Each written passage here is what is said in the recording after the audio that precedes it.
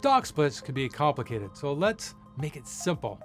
As simple as pie. If I have a delicious pie and everybody wants a piece, I can make it more accessible by cutting the pie into smaller pieces.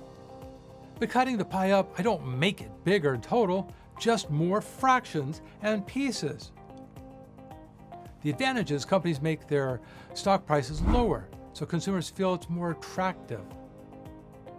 Professionals don't care how much a share price is because we only focus on total return potential. In fact, many companies hate splitting or refuse to split their stock because it just creates more short-term shareholders, more paperwork for legal, more costs, more headaches, less shares, and fewer shareholders that buy and hold is what is desired by management. Americo, better known as U-Haul, has refused to split their stock as a company. Management has stated their focus is finding long-term investors. Warren Buffett and Berkshire Hathaway resisted splitting their stock forever.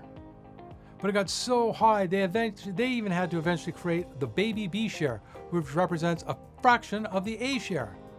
The A share is $321,000 a share, and the B is $214 at this time. Pro tip. I never buy or sell anything based on the news of a stock split. It has nothing to do with fundamentals for their profitability and prospects as an investment.